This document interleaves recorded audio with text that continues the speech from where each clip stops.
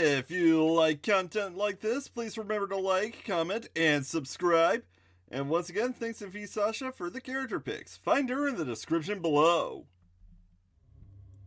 Last time, Peter rescued the person in distress, who turned out to be his sister, Shannon.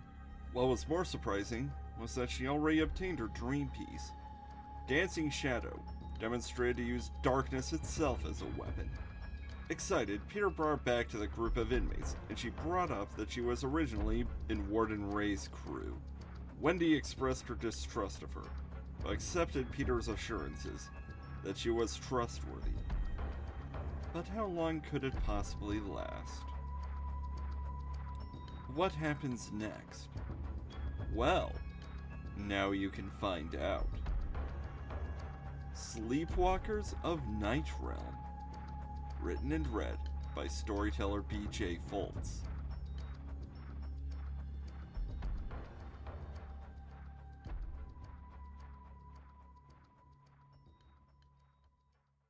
Chapter 16. Spooky, Scary Killer Triplets. With that, our first war meeting began. We sat around the table as Alex quickly sketched out the prison. Before all this insanity started, he had gone around the prison enough to know the whole thing and have a detailed knowledge of how it was laid out. When he finished his sketching, the chaplain laid out the paper in the middle of our little circle. "So, sis, you've been in Ray's camp. What are we up against?" I asked. "Let me see," Shannon said, taking out a pen. She then began scribbling on the map, all the while muttering to herself, "Here, here, here, big one here, and yeah, Ray's here. He's already got an inner circle, too." "I gather that, actually," Alex commented, rubbing his cheek. "Yeah, Charlie and Ethan. There's Tricky and his muscle," Shannon said. "As for the rest, there's Sasha, who's his charisma and supply chain.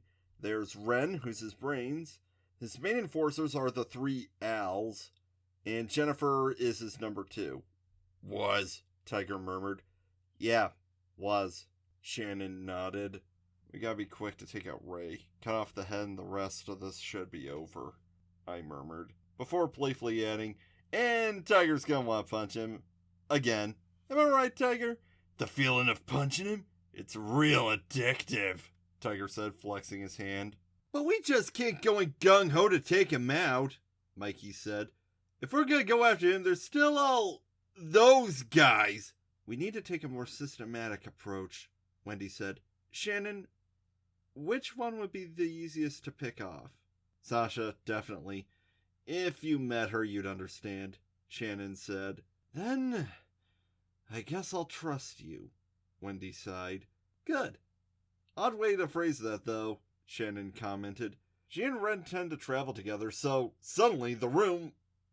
well, it's hard to describe. It's like there was this huge heat ripple. Then the table shifted and turned to this mass of writhing tentacles and snapping jaws. "What the heck?" was what everyone shouted. Except for Alex and Mikey. They shouted, "It's them!"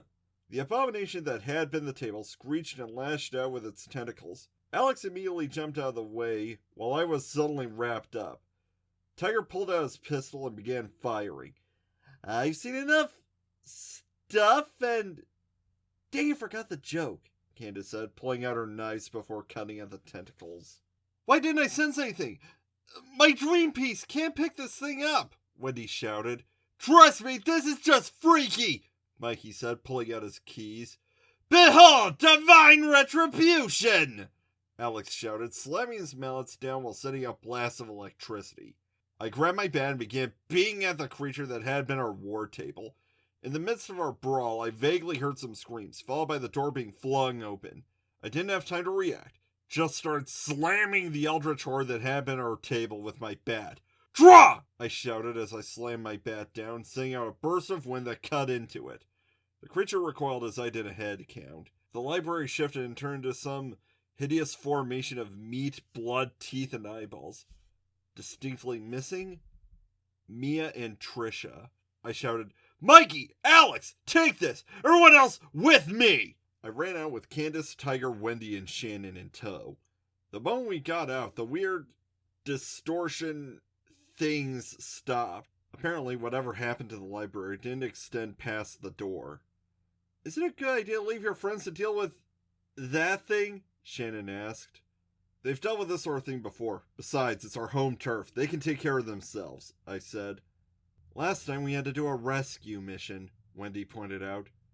Yeah, but last time they were in enemy territory, I said. Now focus. We've got to find Mia and Trisha. We walked through the halls, past cell blocks, and I had this weird feeling that we were going towards the mouth of some monster. I mean, this feeling had been with me since this craziness began, but now I felt like when I woke up for the first time in this new world and tried getting out with Mikey. This all-encompassing fear that almost made me want to turn and run somewhere safe as soon as possible. But I was saved from that thanks to a combination of adrenaline and being really, really angry. Why'd those two run out? If the library suddenly twisted like that, then clearly whoever did this was on the outside. It's Mia and Trisha, Peter, I remind myself mentally. Mia's the super girly one, who used to be the tough prison lady, and Trisha's in her current condition. Out of everyone, they were the most childish. This has the owls written all over it, Candace said, going on in an almost playful skip. Boy, this'll be fun, getting back together with my old homicide chums. Wonder how they're holding up. I heard something that sounded like, boo! Then suddenly an ear-shattering wail came through the room. I yelled and fell to the ground, followed by everyone. The only person not writhing in agony was Candace. Our pink-haired psycho killer stood up, laughing even as her ears began to bleed. Oh, Albert, you're a real treat, you know that? Always a good boy, keeping a lookout for us like a good little stooge, she cackled, her body pulsing with a strange violet light. But hey, think just because you've got chocolate powers means you're suddenly better than me? Be my guest! It's your funeral! With that, she let out a loud laugh before sending out a burst of light. Whatever she did seemed to work because the noise suddenly stopped. While the rest of us got to our feet, Candace stood there, panting and letting out short laughs, while a young boy cried and ran out from his hiding spot behind a corner. Alexandra! He cried. Good old Albert. Can't take too much before running off to his big sister. You need healing, Wendy said. Later, I said. That kid's running off somewhere, and that somewhere's where those maniacs have Mia and Trisha. Come on! I bolted, not checking to see whether or not the others were catching up. Maybe it's because Shannon was back with us, but I suddenly felt more confident? Heroic? Whatever. I just knew that there were two girls who needed to be saved, and we were in the best position to do so. None of that previous self-doubt that held me back before. I rounded the corner and found myself at the solitary confinement cells where we found Mia. And then I heard a pained scream. That's all I needed. The room to the pad cell was closed, and I began beating on the latch with my bat. It did nothing, and all I heard was more screaming. Go on, girlie. Scream. It's my favorite part of this little game, said a distinctly feminine voice filled with a sadistic glee. Stop it, you psychopath! I shouted, trying to force the door open. Pete, big bro, said a voice. I turned around to see the ones I left in the dust. Only now they were in bare condition and looked about as determined as I felt. We've got powers. And don't forget, Pipsqueak, Tiger said, cracking his knuckles. You're not the only one trying to save 'em. Shannon flexed her fingers. Shadows flowed out from the tips and wrapped around the door. With a powerful ripping sound, the door was pulled down and tossed clean through the wall. Immediately, Tiger shifted into his Wild Thing form as we stepped into the cell. Immediately, we saw the two girls tied up in the middle of the floor. There didn't seem to be a scratch on them, but they looked beyond terrified. In front of them were three small kids, one girl and two boys who looked about 4 or 5. All of them had dirty blonde hair, brown eyes, and wearing simple coveralls. The girl who sat in front of Mia and Trisha had a pink shirt. The first boy, who stood next to her, had a black shirt and a blank look on his face. The other boy had a blue shirt and looked a bit timid. Excuse us for a second. We're doing something right now, the girl said. The boy in black nodded.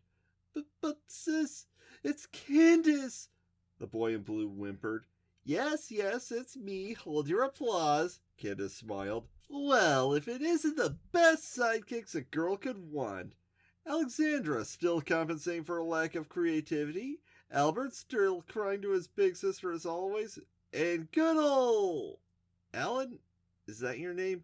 The boy in black only grunted. Sorry, always forget your real name's Candace, buddy! Alexandra said, standing up and giving Candace a smile that seemed to wish her a violent death. I was hoping you were a pile of empty clothes like the cops you let drag us here. Why'd you show your ugly face? Girl, be real happy you're endearing, Candace growled before taking a deep breath. See, those girls you picked up, they're mine. Give them back. Now. Don't hurt me, please, Albert whimpered, going to the corner. Albert, please have a spine, Alexandra said. You're embarrassing us.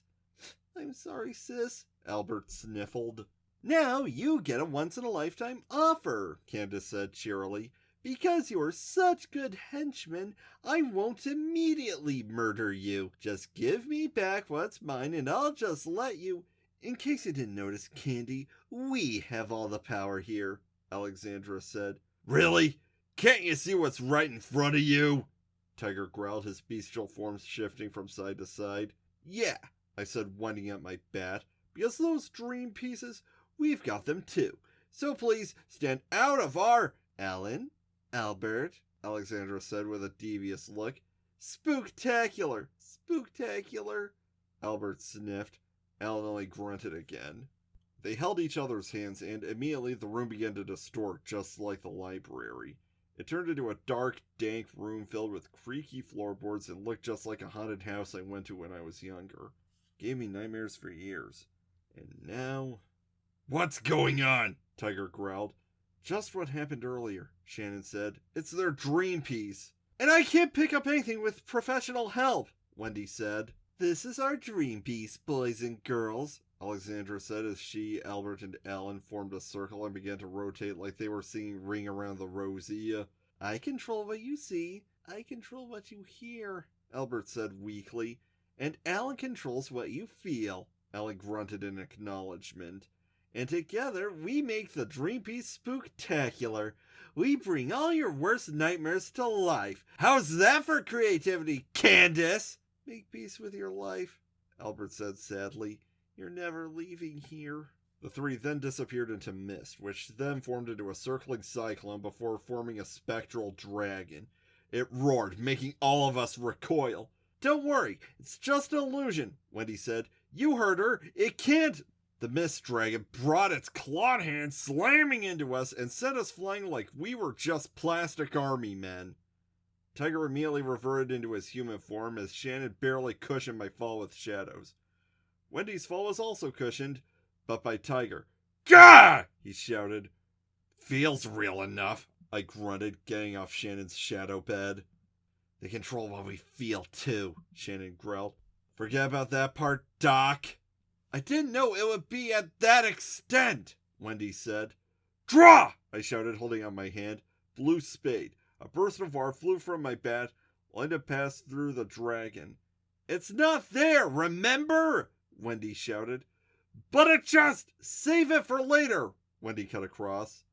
Yes, you should, Alexandra's voice said in a taunting sing-song voice. Try to run, try to hide. Doesn't matter, you've already died.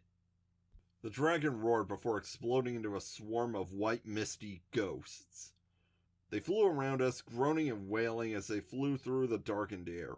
In perfect sync, they flew around each of us. Tiger roared as he took out his pistol and began firing, while Wendy swung her baton around, only for their attacks to go right through. Shannon was attacking with her shadows, while I swung my bat wildly, but had as much effect as the others. Candace, though, only laughed as the ghosts beat her from side to side. Oh, I see! This is too easy! Candace cackled. This is why I had to plan these things out. You were just too simple! Candace! I shouted. Draw! Redheart. I slammed my bat at the ghosts attacking her, sending a fireball at them. The ghosts retreated as Candace jumped over the fireball. Really? You're still struggling with this? She asked, a broad grin on her face. We're still in solitary, people. What's there besides us and the two girls? The owls? I said. Bingo! He gets a cookie, Candace said, landing next to me. But back in the library, those tentacles, who knows? Maybe they let a sleepwalker or two in there, but they can't create, just make us think things. Like that they're actually competent, Candace said loudly. I can feel them, I just can't find them. Wendy, scan the area, I said. But these ghosts, she said, still whacking at the ghosts in vain. Not the ghosts! Try to find the owls, I shouted. One of the ghosts hit me in the chest, bowling me over. I grabbed at it, but nothing happened. I felt my hand brush something, but it quickly vanished. I think they're close to me! Wendy blinked a few times, her eyes briefly glowing. She then struck out with her baton and seemed to hit something. Ow! Sis, she hit me! Albert's voice cried. Shut up, Albert! Alexandra's voice snapped. There goes one, and all we need, Candace said. Is one more, I said, listening closely. I heard a breath and walloped whatever it was with my bat. There was a grunt and the third owl was down. You stupid idiot! Alexandra's voice said. I should have dumped you when I had the chance! And that leaves one more, Shannon said, pointing her finger like a gun as darkness gathered in it. Bang! Like a gun, she shot out a small pellet of darkness. I heard Alexandra's voice go, Ow! Followed by a thud. The haunted house setting faded, leaving us in the padded cell again. Now damp, scorched, and with a few bullet holes. Me and Trisha looked scared, and I found that odd feeling of anger at the sight of it. You three little, I snarled, looking at the owls. Alexandra clutching her leg, Albert rubbing his head, and Alan clutching his gut. But Candace stopped me with a hand on my shoulder. Petey. You're a goody little two-shoes, and they're just little children now, right? I looked at the three. They did seem just like what they were, hurt little children. That's when my anger dissipated. I slowly lowered my bat. Me though, I don't give a crud, Candace said, flicking her wrist. Candace! Before I could get the word out, knives flew out and hit Alexandra and Albert in the face. The two children reeled back, dead. The last of Albert's tears running down his face while Alexandra looked shocked. Ellen looked at his two siblings as Candace hummed to herself. For the first and last time, he spoke. You monster. See, that's why I'm the better killer, Candace said. Ellen charged and slammed his hand right into Candace. His hit made a disproportionately large impact and sent her flying into the wall, before a burst of light hit the 4-year-old and sent him into the opposite wall. Candace stepped out of her crater, hand out as the last owl began to gag, struggling for breath. Because it took you that long to realize it. Alan gave a pitiful whimper before there was a sickening crunch. His neck twisted and a trickle of blood came out of his mouth. Candace casually tossed the small body to the ground. All of us stared in shock as our serial killer gave us a friendly smile as if nothing happened. None of us said anything. We just took me and Trisha and left without a word. Only stunned silence. I knew what Candace was, but seeing her actually do that was haunting. I just needed to get out of there as soon as possible, carrying the still shocked Trisha on my shoulders. We can't stay in the library, can we? I asked after what felt like too long a time. I don't think so, Wendy said, sounding a bit distant too. I wouldn't stick around, Tiger grunted, helping Mia along. If my place got hit, it's usually a sign that the other guys are about to come in. So, safe house is no longer safe. Good to know, Shannon said. What happens now? Trisha asked. We go back, I said. We get what we can, then we get out, and we're officially going to war. Then Candace, out of nowhere, shouted at the top of her lungs, Yahtzee!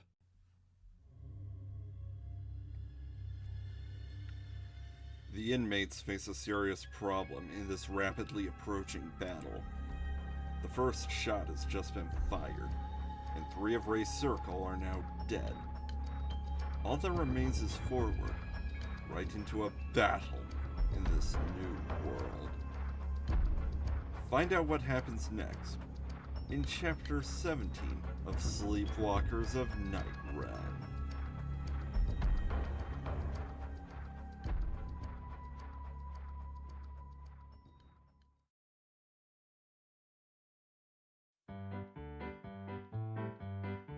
The Mist Dragon